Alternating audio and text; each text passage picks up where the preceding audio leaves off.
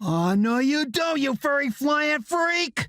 Lieutenant J.G. Fred Reynolds shrieked as he banked hard left in a half roll and yanked back on the stick, pulling his now inverted PB-1B Nancy plummeting straight down at the sea. "Damn!" squealed Ensign Kari Fask through the voice tube near his ear. "You said you don't do that no more!" "And I won't!" Fred grated, still pulling on the stick.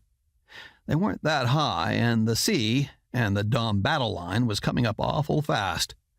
"Not until the next time I have to. Why aren't you shooting at that damn thing?"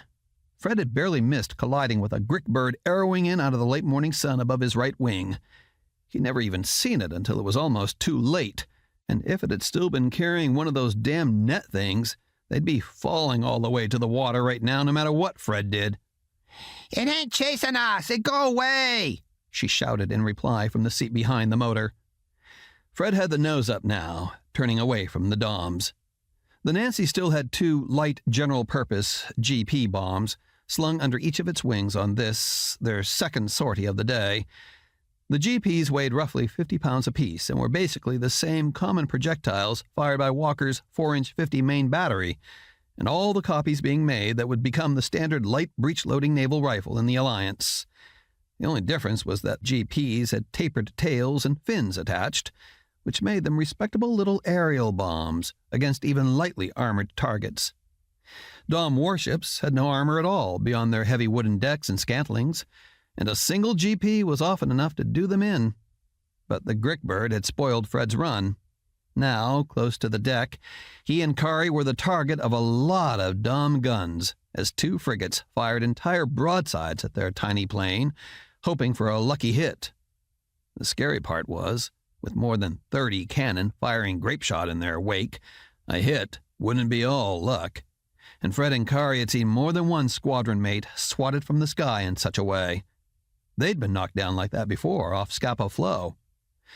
Fred concentrated on gaining distance and altitude as fast as he could and tried to ignore the itch between his shoulder blades. "Actually," Kari added a moment later when the splashes of small shot no longer rose in their path, "I never seen it, except right when you flopped us over. And keep a sharper eye out. That's your main job right now." "We'll go, Admiral Fred," Kari snapped sourly.